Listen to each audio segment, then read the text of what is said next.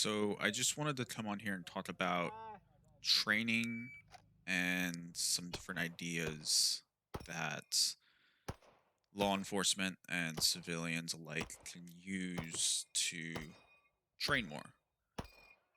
So one thing I think is super underutilized by everybody for firearms training is going to be going to shoot 3 gun matches, 2 gun matches, any type of firearms competition. And the reason I say this is because it really is a small community that goes out there and actually competes at these competitions. But it's really sad because I think there's a lot of value there for everybody who's just trying to be better when it comes to firearms handling and trying to be more prepared for a self-defense situation. So, what do I mean by this? Well, I guess I'll start off with a little bit of context. The footage you're seeing in the background is of me at the Vortex Are you 3 gun ready? shootout Stand 2023. by. Um, I had the opportunity. It was a last minute opportunity to go out there with my department um, and compete. Uh, it was last minute, but of course, I jumped on it as soon as I heard about it because I recognized that there was a lot of value there when it came to training, as well as it was just I knew it was gonna be a good time. Um, so went out there, competed, and my mindset going into it wasn't that I'm gonna go in and take first place and win a bunch of cool prizes. Like I, I'm I'm a decent shooter, but I know that there was some really, really high end shooters at this competition. Going into it, everybody told me this is one of the most difficult 3 gun matches in the country, and all the best shooters from across the country come to this specific competition to compete. So going into it, I was really just trying to extract as much training value out of it as I could. So how did I do that? You'll see in the footage in the background, like I said, a bunch of videos of me shooting all the different types of stages.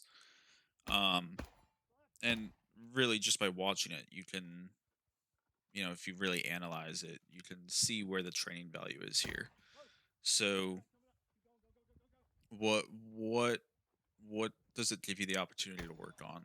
Well, drawing and engaging, reloads, shooting on the move, shooting in a stressful environment, the list goes on. I mean, it's there's really just a ton of value in shooting these competitions, even if it's not in some hilly terrain and stuff like that. It's just on a flat range. Like you still get to work a lot of different skill sets that you don't typically get to work at The pigeon.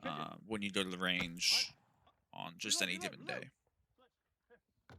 Not to mention the idea that you get to There you go. use your gear, and I encourage you, if you go to one of these matches, use the equipment that you're going to be using either on duty if you're a police officer, or if you can, if you're just a civilian defender and you carry concealed, use that equipment when you go to these matches.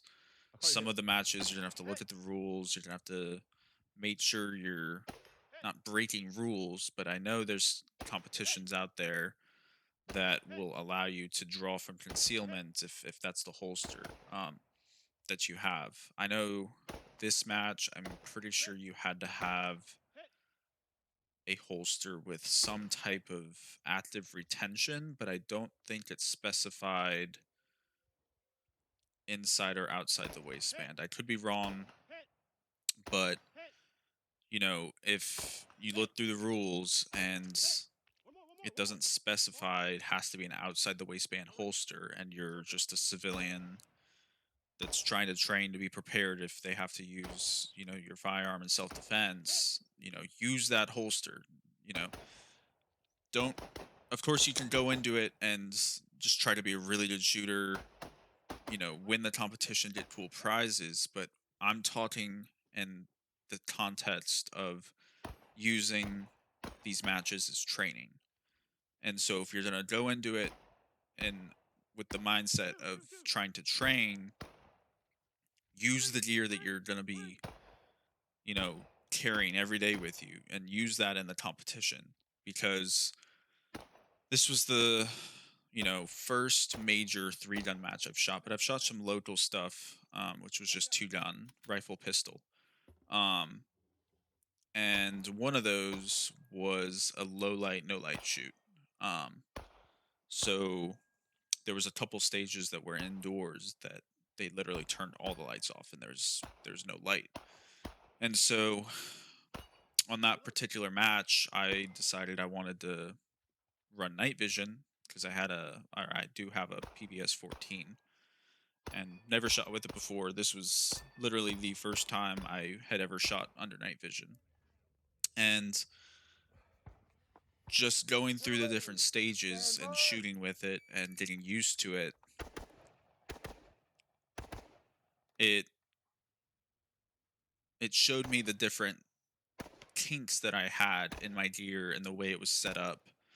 And there was a lot of lessons learned. Like, for example, one of the issues I had very early on was the J arm that was connected to my PBS 14 was just too loose. And so when I started running, all of a sudden my PBS 14 started swinging around in front of my face and smacking me in the nose. And it just wasn't a good time. And I ended up doing really bad on that stage because I was having to adjust my night vision and then engage and then run and then adjust my night vision and engage. And it just didn't work. So it allows you to figure out what gear works, what doesn't, what little tweaks you can make to your gear to make it work, or if you need to get new gear that will work better for you. Now, the other side of it is the physical, mental, physiological, emotional side of it. Um, when we talked about training for a self defense encounter, whether that be in a civilian context or a law enforcement context, all of those things come into play. So, it's all situational, but initially there's probably going to be a physiological and an emotional response. What I'm talking about here is the physical and the mental side of training. So, how does that fall into 3 gun? Well, obviously, there's a lot of movement, there's positional shooting. In this particular match, the terrain was very hilly and rocky. Um, so you're not running super far, but you're running on rocky terrain uphill. And so you're getting your heart rate up, you're sweaty, and then you have to plop down on a rock and engage, a normal size rifle steel at 150 to 200 yards.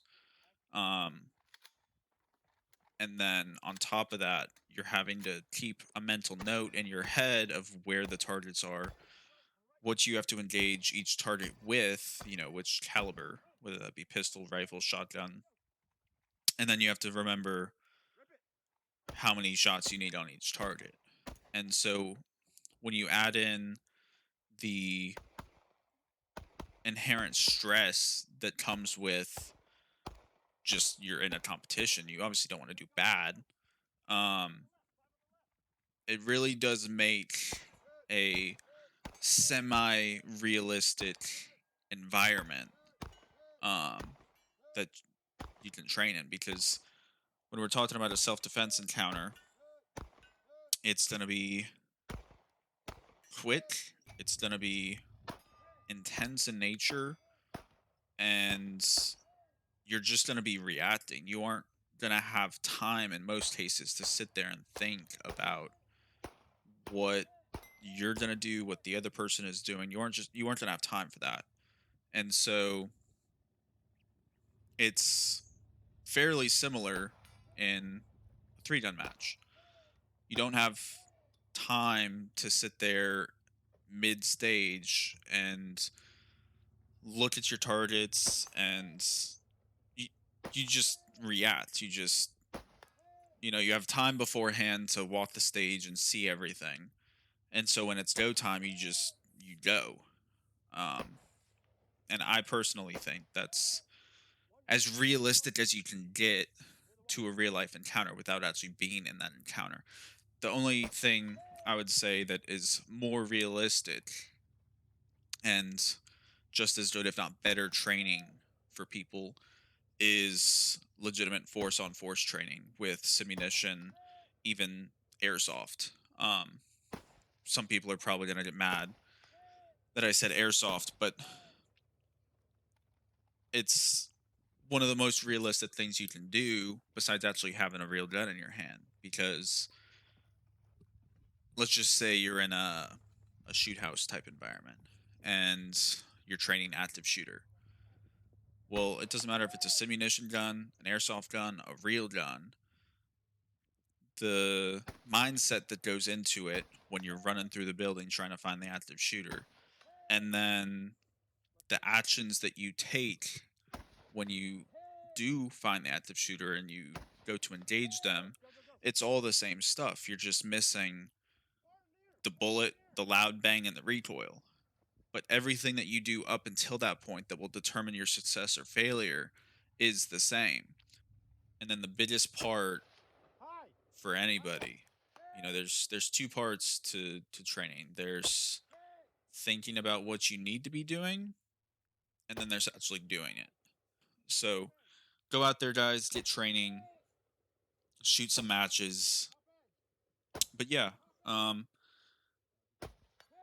I hope this video provided some perspective to you. And if you enjoyed it, leave a like. If you didn't, leave a dislike.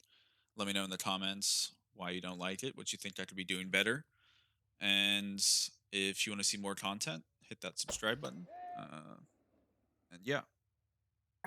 Stand by. Yeah. It went off in his hand.